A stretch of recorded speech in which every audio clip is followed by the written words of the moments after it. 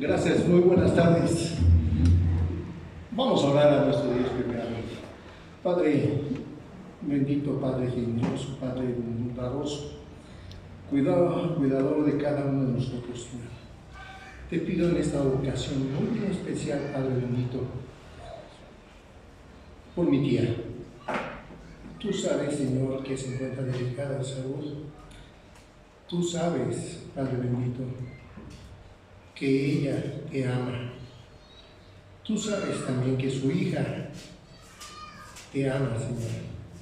Señor, que se haga tu voluntad, pero ojalá y tú decidas prestándolas otro poquito de tiempo, que esté con nosotros. Bendízale, fortifícale su cuerpo, para que pueda gozarse aquí con nosotros. Amoroso Padre, también te pido en estos momentos que seas tú el que hable, que no sea la carne, que no sea yo el que utilice tu mensaje, que lo des tú, Señor, porque tú eres la inteligencia y tú eres un ser más maravilloso que puede existir, Señor. Por eso te pido, Señor, que me utilices si crees que es necesario. Si no, hazlo tú, Señor Padre bendito. Hazlo tú, Señor, y que sea tu voluntad y no la de nosotros. En el nombre de mi Señor Jesucristo te lo pido, te lo ruego, Señor mi Dios. Amén. Verdaderamente es un placer estar nuevamente aquí con ustedes. Y efectivamente, como decía el hermano que está dirigiendo, nos dice que ya nos toca el tema de ahora, el tema de Primera de Juan en su capítulo número 5, que es el último de esta carta de Primero de Juan, es el último. Miren ustedes, Juan, en el capítulo 3, por citar un ejemplo, le llamó ese capítulo luz de vida. Sí, en este capítulo número 5, sí, él nos dice que Dios es vida. Dios es vida en este capítulo 5. Y que todo proviene de Él. La vida misma proviene de Él. Pero bueno, vamos a dar inicio para que intentar explicarles por qué es una carta de lo más maravillosa. Y teológicamente me tocó una parte muy que te hace reflexionar y te hace estudiar verdaderamente mucho. Espero poderme explicar, porque luego a veces la teología no es mi fuerte, pero voy a intentar hacerlo lo más correcto que sea posible. Miren, cuando Juan ya era en extremo anciano, ya era ancianito, lo llevaban a la iglesia donde acudía frecuentemente, y lo llevaban y lo situaban allí dentro de la iglesia, y las personas que se acercaban a él siempre les decía lo siguiente: amaos los unos a los otros, amaos los unos a los otros. Y le preguntaron: oye Juan, ¿por qué dices eso? Y él contestó, dice: porque si tan solo hiciéramos esto, sería suficiente. Amaos los unos a los otros. A medida que el cristianismo iba avanzando, se fue encontrando con varias religiones, otras religiones, y utilizaron parte del ritual cristianismo para ponerlo en sus filosofías, engrosar sus filosofías. Hubo muchas religiones que utilizaron. Los judíos mismos utilizaron parte del ritual cristiano para acomodarlo a su filosofía. Así pasó con un grupo muy especial, que estaba conformado por los intelectuales de ese momento. A ese grupo especial se le conoce como los gnósticos. La palabra gnósticos proviene de un gnosticismo, sí, que significa ciencia, que significa conocimiento. Ellos se consideraban un grupo de élite, un grupo pensante. Estas personas dudaban mucho de la presencia de nuestro Señor Jesucristo. ¿Por qué? Porque decían ellos que el cuerpo era el centro de toda maldad. El cuerpo, la carne, es el centro de toda maldad. Y no entendían el por qué un Dios había venido en forma humana, con un cuerpo humano, para estar con nosotros. No lo entendían, no lo comprendían. Muchos resolvieron este problema diciendo: lo que pasa, lo que sucede, es que vino en espíritu, vino en una especie de fantasma, no vino en cuerpo. Y contra ellos Juan tuvo varios enfrentamientos. Y es indudable que al escribir la carta, esta carta, esta porción de la Biblia, tenía en mente a estas personas. Y de esta parte queremos hablar, del capítulo número 5. Para su mayor comprensión, miren, yo lo intenté y lo dividí en tres grandes partes, en tres grandes secciones. La primera sección es del primer versículo hasta el número 6-7. Juan nos habla de la fe que vence al mundo, la fe que vence el mundo. La segunda parte o la segunda sección de este mismo capítulo se trata de la victoria del cristiano sobre el mundo. Y finalmente la última parte, la parte última de este capítulo, le llamé la seguridad de la salvación.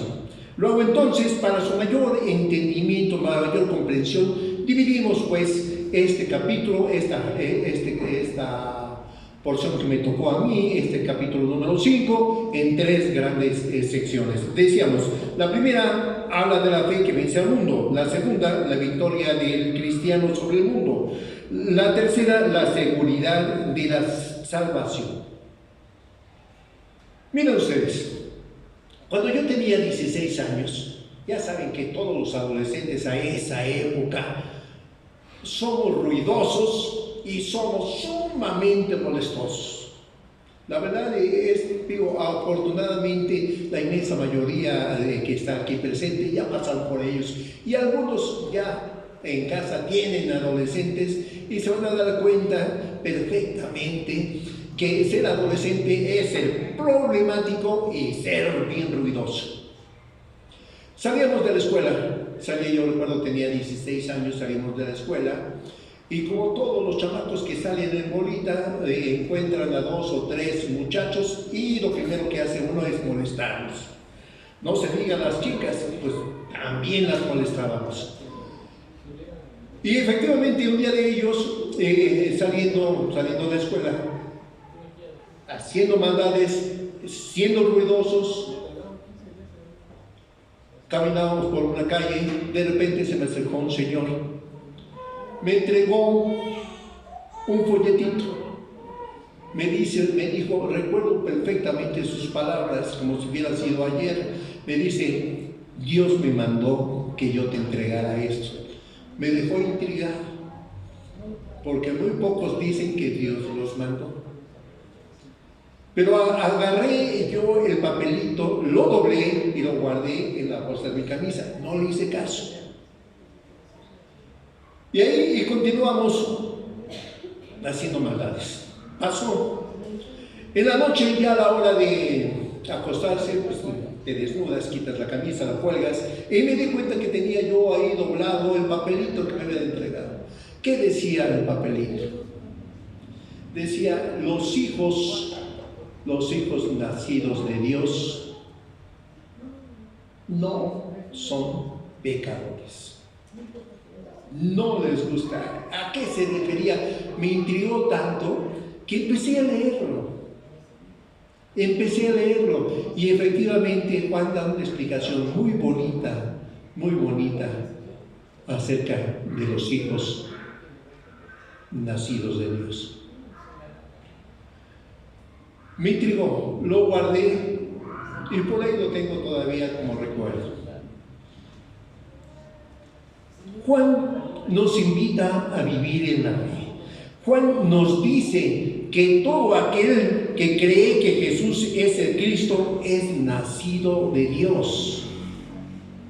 Todo aquel que cree en Cristo es nacido de Dios. Pero tenemos un grave problema, porque si yo salgo y le pregunto a un señor de allí afuera, le pregunto, ¿tú crees en Dios? Si yo hago una estadística, yo creo que el 90%, si no es que el 99% o el 100%, van a decir que sí creen en Dios.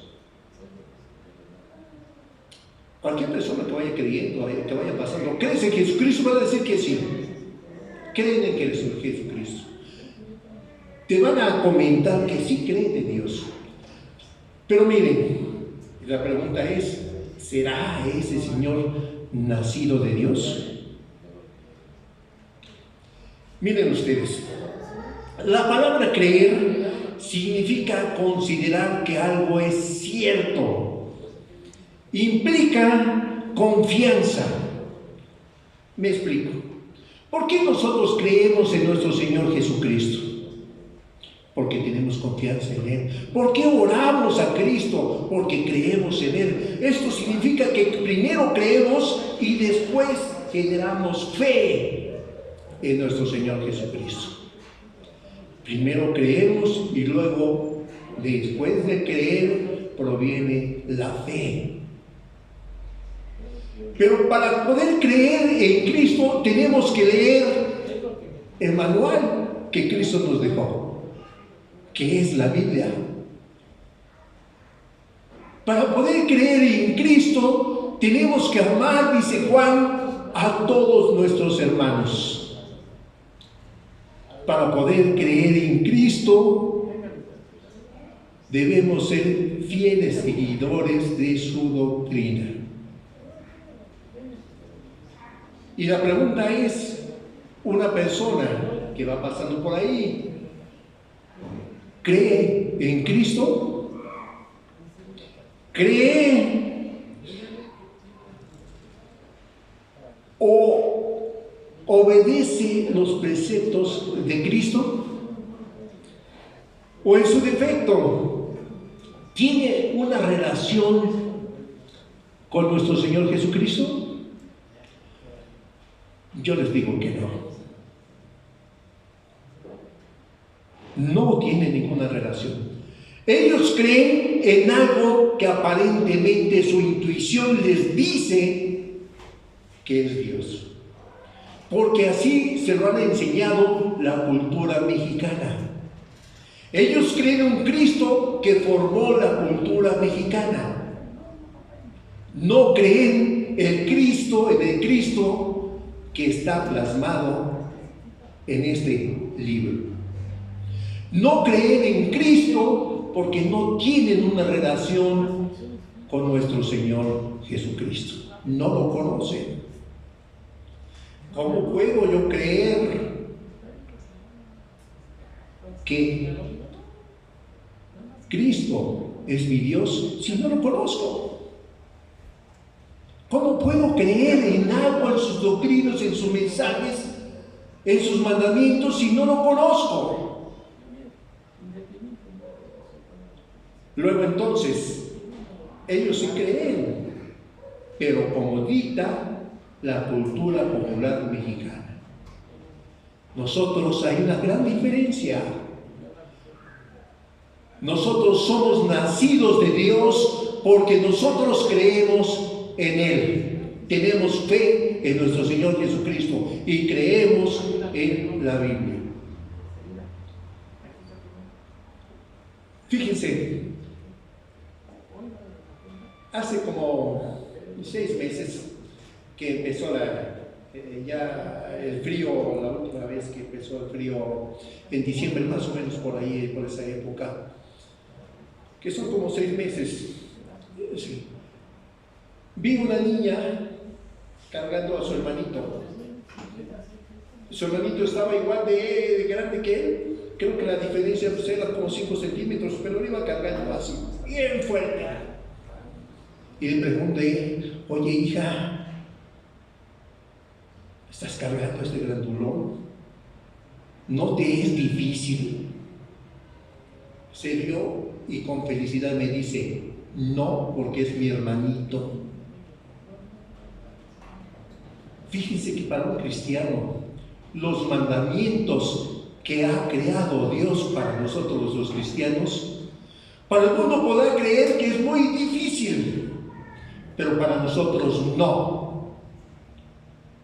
Para nosotros es una protección que tenemos para contra el mundo. Juan nos dice que debemos creer en sus mandamientos y que los mandamientos de Dios no son gravosos, no nos pesan.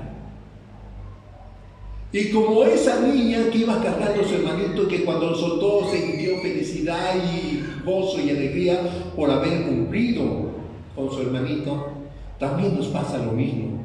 Nosotros cada vez que cumplimos los mandamientos de nuestro Dios, sentimos una felicidad tremenda porque hemos conquistado una victoria que vence los placeres del mundo.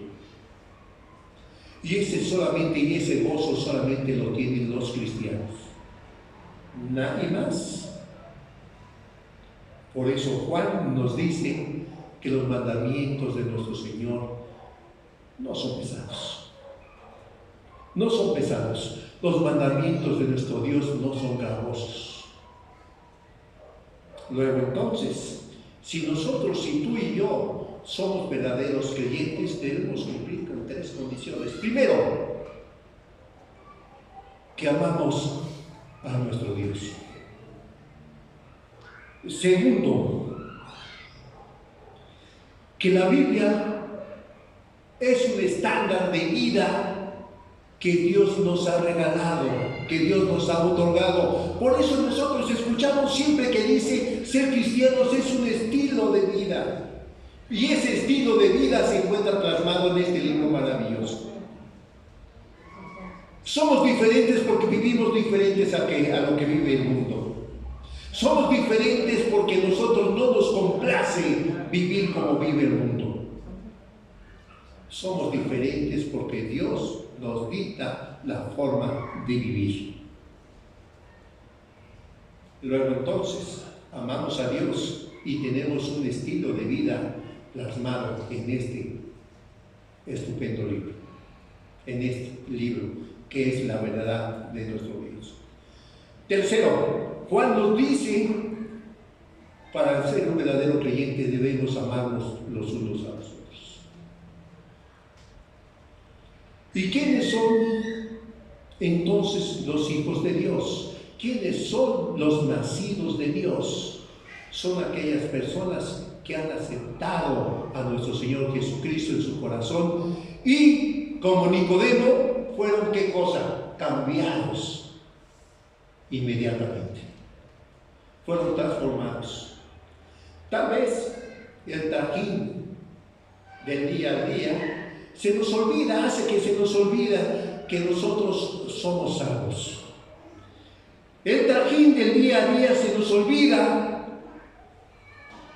que por la gracia de nuestro Señor Jesucristo estaremos con Él en el cielo.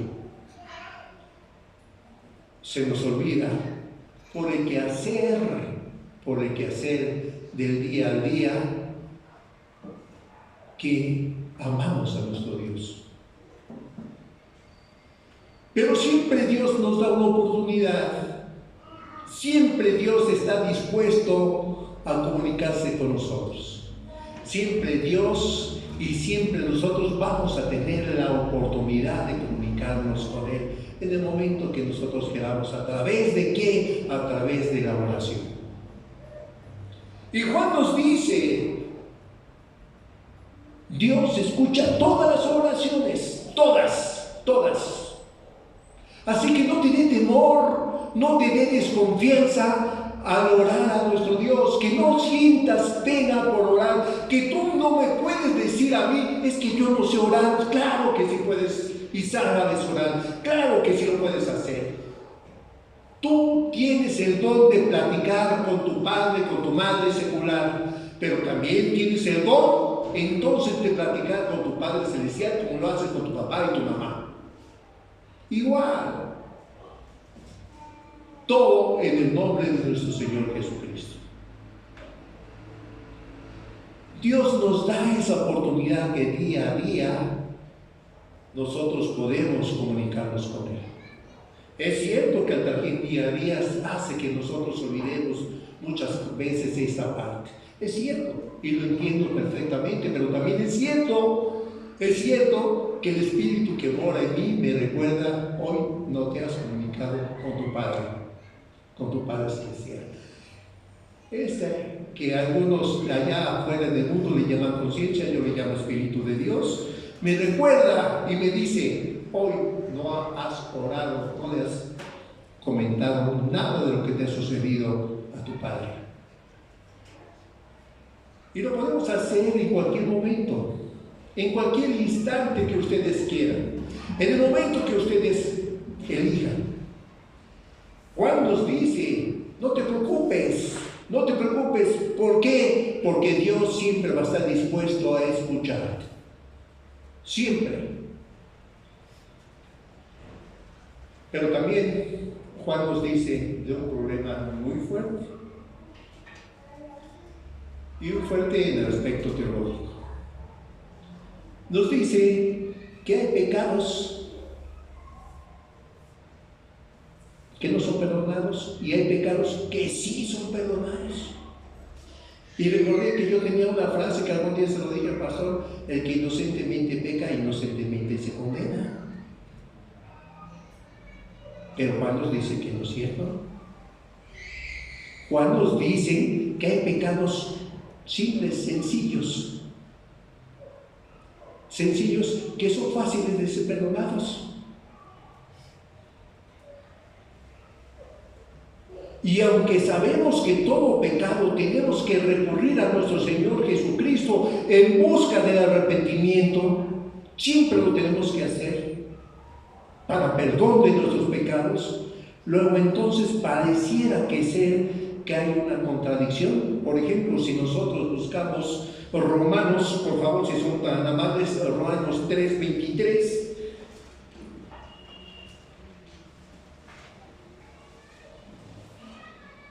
Por cuanto todos pecaron, están destituidos de la gloria de Dios. Por cuanto todos pecaron, están destituidos de la gloria de Dios.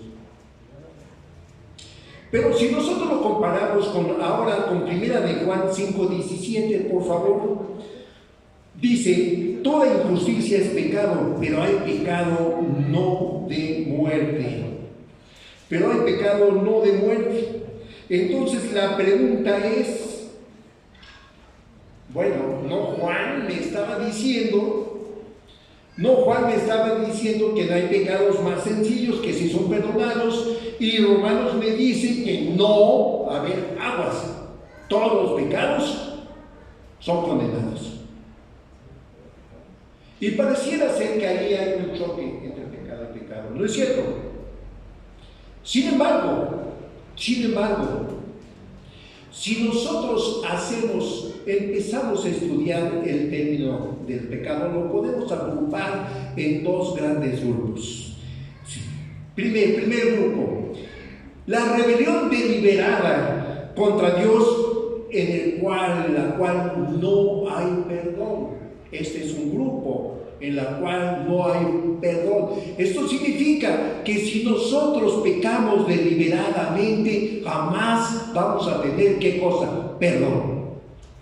Segundo, La transgresión ocasional y sin una verdadera intención de rebelarse contra Dios, para la cual esta sí hay perdón. Pero aquí debemos ponernos bien listos. ¿Por qué? Los pecados de apostasía, los pecados que cometían una y otra vez los israelitas, realmente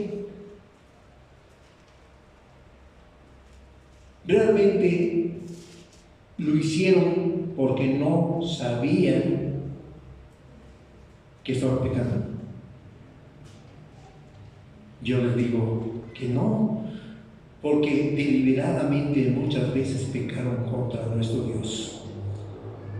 Y Juan nos advierte, nos dice, a ver, hay pecados de muerte, pero hay pecados que sí pueden ser subsanados.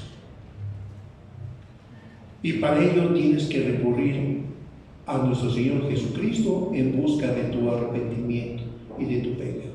Pero aguas, Dios conoce los corazones de cada uno de nosotros. Y sabe perfectamente cuando nosotros estamos pecando en forma premeditada, con alevosía y ventaja, como dicen los abogados. O estamos haciendo una transgresión no intencional. Dios conoce tu corazón. Dios te conoce perfectamente, sabe cuántos cabellos tienes en tu cabeza. Yo ya me estoy tirando cabo, pero no importa. Él sabe cuántos se me han caído y cuántos me vuelvan a nacer.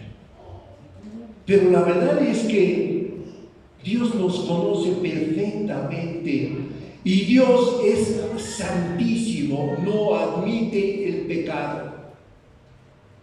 Por eso cuando Juan nos dice, hay pecados de muerte, como puede ser la rebelión con nuestro Dios, la idolatría. A ver, por favor, vayamos a 1 Samuel 2:25. Juan nos dice que por este tipo de pecados ni orar. A ver, vayamos, vuelvo a repetir. En 1 Samuel 2:25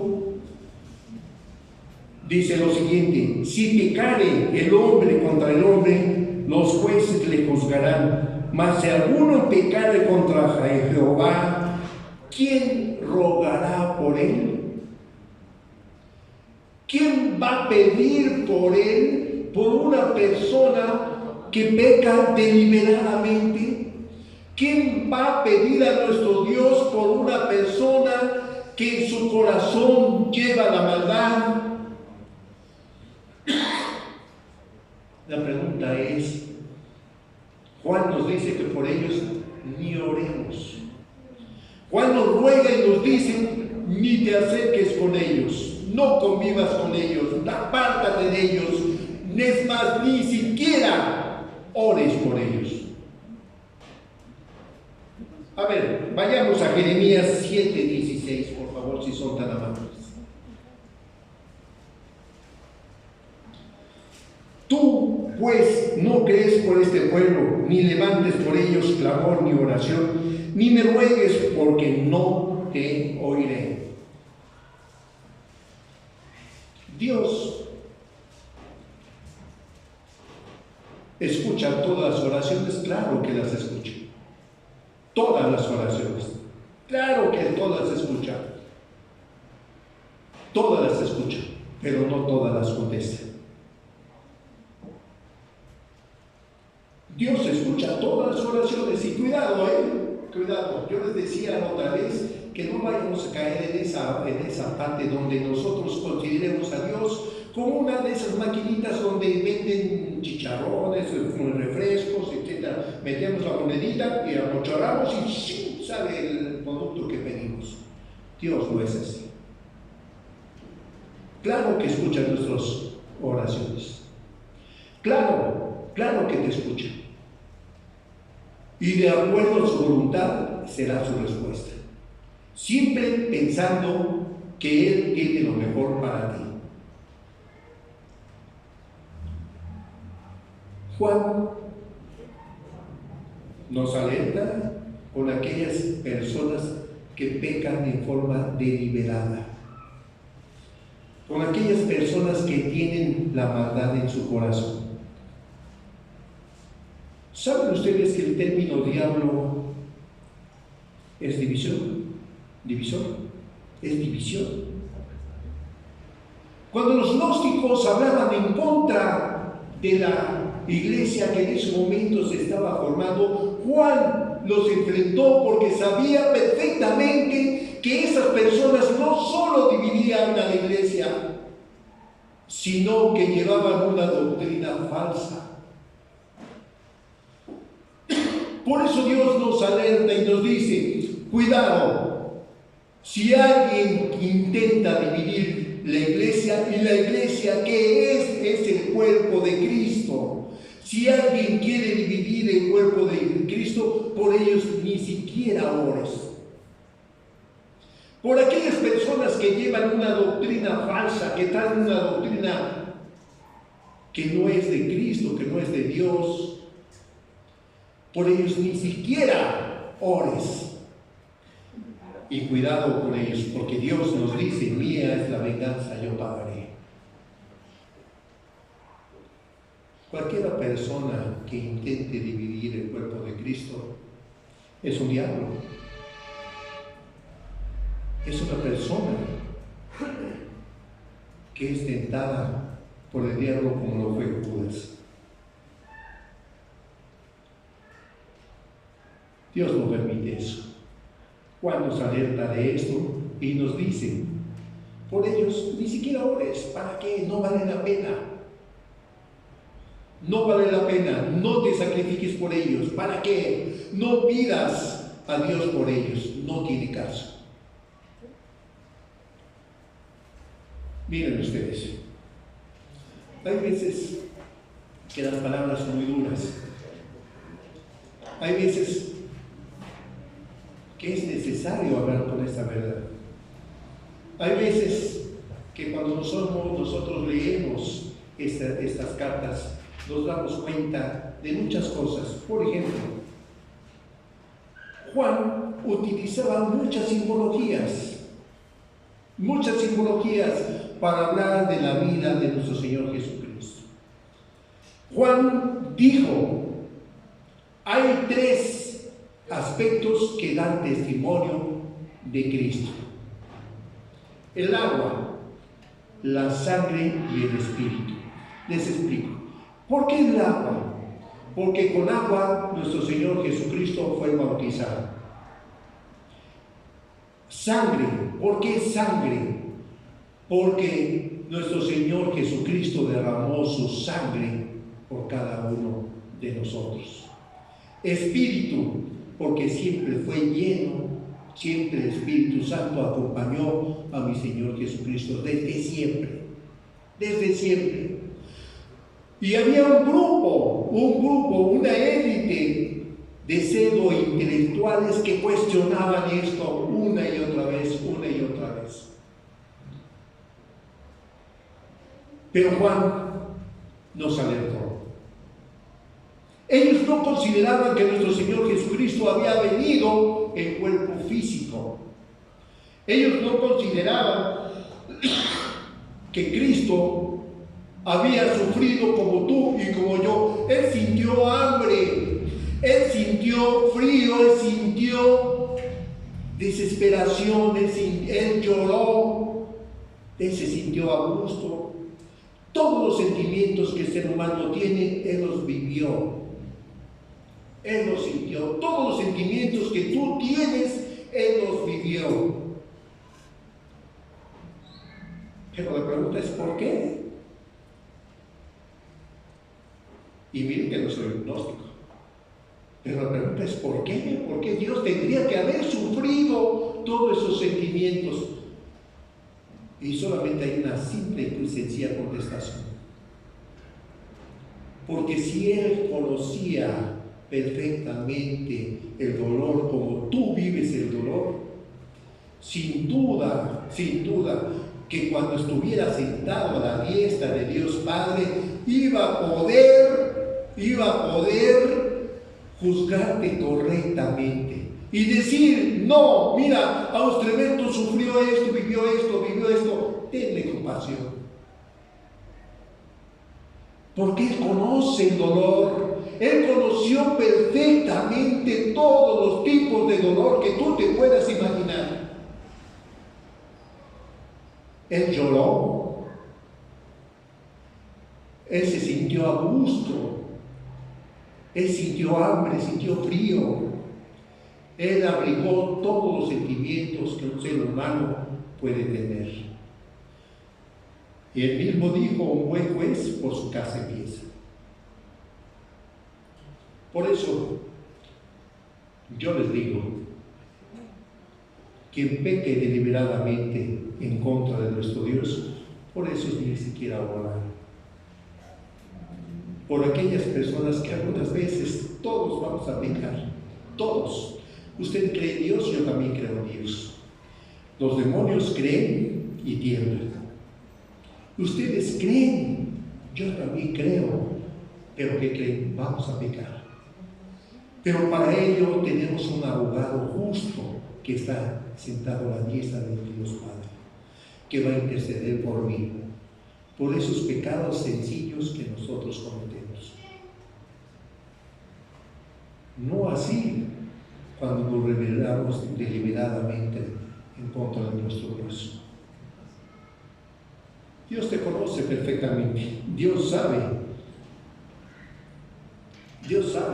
cuando hay hermanos que profesan ese odio hacia su iglesia.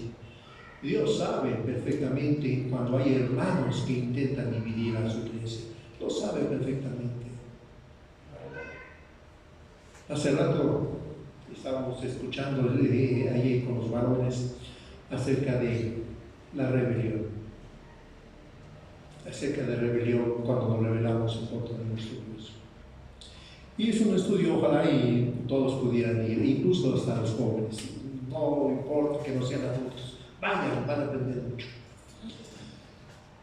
Pero, ¿qué pasa con aquella persona que se rebela profesamente en contra de Dios? Históricamente, Dios los ha aniquilado. El hermano, iba yo a cometer una indiscreción, un hermanito me hizo un favor de mandarme un mensaje donde le preguntan a un pastor acerca de estos pecados.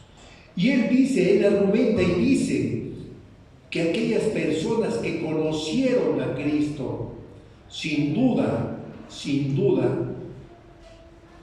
están en riesgo. Y pueden morir jóvenes, porque Dios no perdona el pecado. Me explico.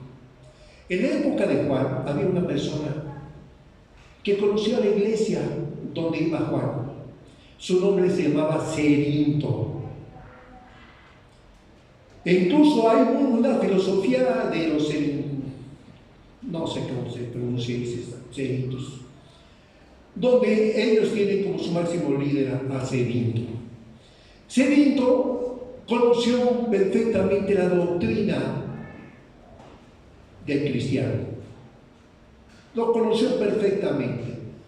Y sin embargo, Cerinto decía que Dios, nuestro Señor Jesucristo, en el momento de la transfiguración fue levantado y se fue junto a Dios para que no sufriera las consecuencias del crucificamiento, de la crucifixión. Que no sintiera físicamente esto. Y con esa falsa doctrina estaba desviando a muchos creyentes. Y había un enfrentamiento entre la iglesia verdadera y esa corriente. Y chocaban uno y otro.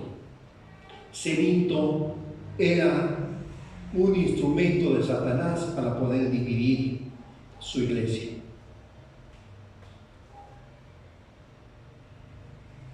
Y yo les pregunto, ¿tenemos ceritos en la actualidad? Yo les digo que sí. Qué pena y qué dolor es saber que todos los que estamos aquí somos nacidos de Dios, pero que ese privilegio lo tuvo Cerito en su momento, pero después desvió a influencia de ese grupo de pseudo intelectuales, desvió sus creencias y se perdió. Pero cuidado, nos puede pasar también a nosotros.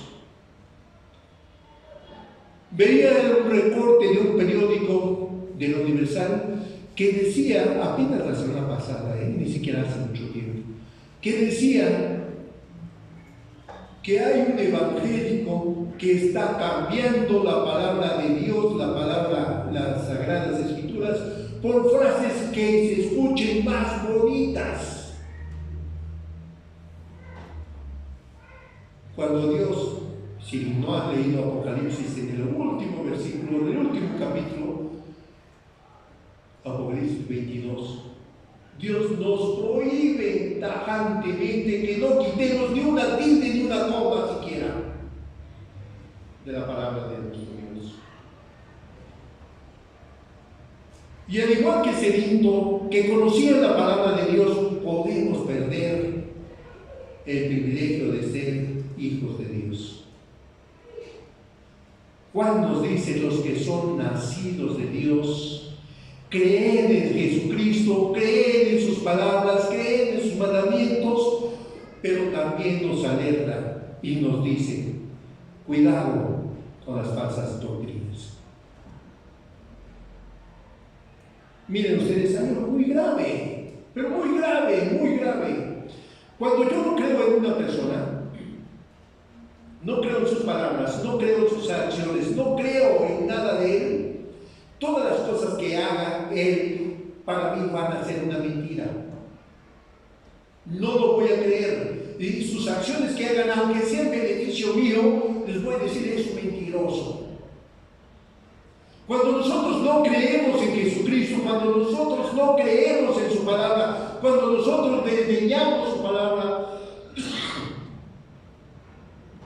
nosotros estamos convirtiendo a Cristo en un mentiroso. Porque no creemos que Él fue crucificado por nuestros pecados. No creemos que esa gran obra que Dios hizo por amor a cada uno de nosotros, no lo creemos, lo estamos haciendo un mentiroso. ¿Y qué terrible va a ser cuando yo esté frente a Cristo y me diga Él: tú fuiste un mentiroso? Qué terrible va a ser para cada uno de nosotros que cuando estemos frente a Cristo, Él, con toda la dignidad, con toda la verdad, me diga: tú eres un mentiroso.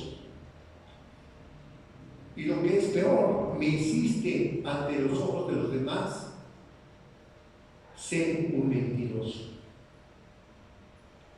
Juan nos dice que cuando nosotros no creemos en nuestro Dios, no creemos en las acciones que hizo, no creemos que vino a la tierra físicamente, no creemos que dio su vida por cada uno de nosotros, lo estamos convirtiendo a Él en un mentiroso. Y qué terrible va a ser que tarde o temprano estemos frente a Él. Dura cosa es caer en manos del Dios vivo. Juan, en sus últimos capítulos, sus últimos versículos, utilizó una palabra que, si ustedes la buscan, se encuentra desde el versículo 15 hasta el versículo 19, que se llama sabemos. Pero ¿cuándo utilizamos la palabra sabemos? Sabemos que esto va a ser así, sabemos que esto tiene que ser así, sabemos es cuando nosotros damos certeza, cuando nosotros en nosotros no hay el menor asomo de duda, cuando nosotros estamos plenamente convencidos, plenamente seguros que va a ser así. Si nosotros buscamos Juan, primera de Juan, por favor, vamos a primera de Juan, por favor. Primera de Juan 5, en su versículo 18 y 19, por favor.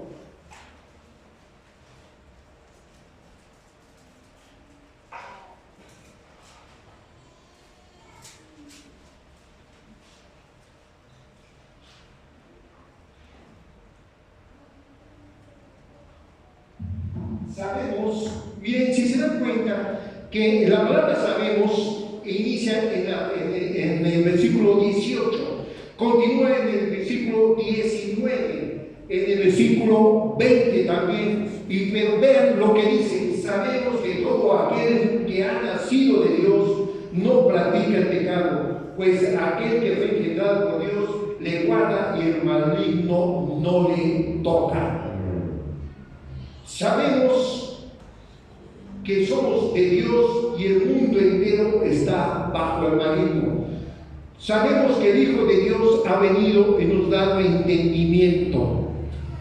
Y aquí quisiera detenerme un poquito. Miren ustedes, cuando nosotros decimos sabemos, cuando nosotros afirmamos sabemos, conocemos, en nosotros no hay el menor asomo de duda. Es indudable, no hay duda por nada del mundo, porque nosotros sabemos, tenemos la certeza de que esto es así. La pregunta es, ¿usted puede decirlo? ¿Usted puede decirlo? Porque puede ser que en su corazón exista una duda. Acuérdense de una cosa, acuérdense de una cosa, que Satanás se vale de las dudas o genera las dudas en las personas creyentes. Me explico. Satanás sabe perfectamente que si tienes alguna duda, te va a tocar el corazón por esa duda. Él va a intentar por todos los medios que esa duda agrande, esa duda crezca. Él va a intentar que esa duda permanezca en ti. Cuando nosotros sabemos que somos hijos de Dios, téngalo por seguro que Satanás se va a alejar de nosotros. Cuando nosotros tenemos la plena certeza que somos hijos de Dios, que somos nacidos de Dios, porque no solo hemos creído en Dios, tenemos fe en Dios y además guardamos sus mandamientos, sin duda que Satanás se va a alejar de nosotros. Dios, nuestro Señor Jesucristo, te ama. Nuestro Señor Jesucristo verdaderamente te ama. Y Él escogió a este apóstol para que hablara del amor. Pero no un amor carnal, no un amor que nosotros profesamos a nuestra compañera, no un amor en el cual esté desviado a los aspectos sexuales. No, Dios nos ama con un amor desinteresado, puro. Y nos invita que el cuerpo de Cristo, que es su iglesia, siempre nos amemos los unos a los otros. Es terrible escuchar que de repente una de nuestras hermanas se encuentre enferma, sea quien sea.